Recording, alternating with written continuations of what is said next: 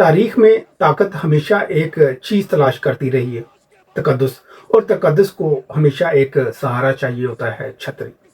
आज हमें बताया जा रहा है कि उलमा को एक छतरी के नीचे लाना वहदत है, इस्तेकाम है और इस्लाम की खिदमत है। मगर असल सवाल ये नहीं कि उलमा इकट्ठे क्यों हुए। असल सवाल यह है कि किसके नीचे हुए, किस मकसद के लिए हुए और किस कीमत पर हुए। ये मंजर नया नहीं। तारीख का वर्क पलटे तो यजीद के दरबार में भी उलमा के हजूम थे। वहाँ भी निज़ाम बचाने और फितना रोकने के नाम पर हक को खामोश करवाया जाता था। आज भी अल्फाज बदल गए हैं मगर छतरी वही है।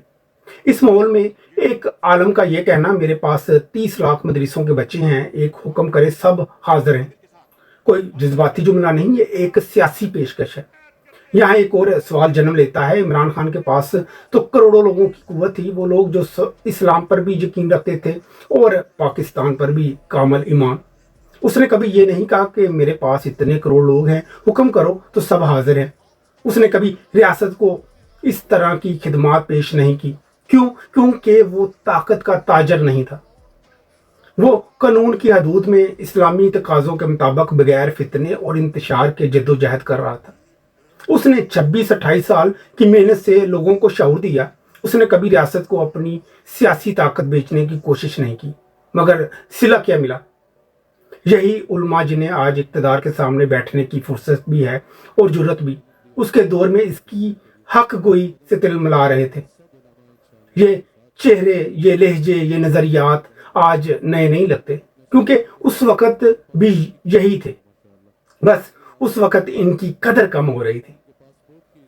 आज मंजर देखें, एक तरफ chairman army chief Asim Munir साहब स्टेज पर, साथ जाली वज़ीर आज़म और सामने उलमा की एक फौज बैठी है। सब अपनी अपनी खिदमत पेश कर रहे हैं और रियासत खामोशी से तड़ियाँ सुन रही हैं। सवाल ये है, अगर यही अल्फाज किसी और ने कहे होते, ख़ुसूसन अगर इमरान खान ने कह दिए होते, तो क्या नतीजा ना होता? उस पर तो बगावत, दहशतगर्दी और गद्दारी के मुकदमे बना दिए जाते। असल फ़र्क ये है, कुछ लोग हक के साए में खड़े होते हैं और कुछ ताकत की छतरी तले। मगर सवाल कौम से है, क्या ऐसे उलमा के पीछे जुमा पढ़ना ज़रूरी है जो बच्चों को हक के लिए नहीं ताकत के लिए वक्फ करना चाहते हैं?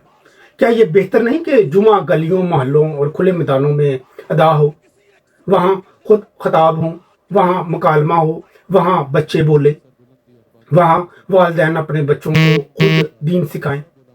हम यूरोप में बैठकर ये हकीकत और भी महसूस करते हैं कि दीन मदरसों की इजारादारी से नहीं, घर, माहौल और शऊर से मुंतकिल होता है।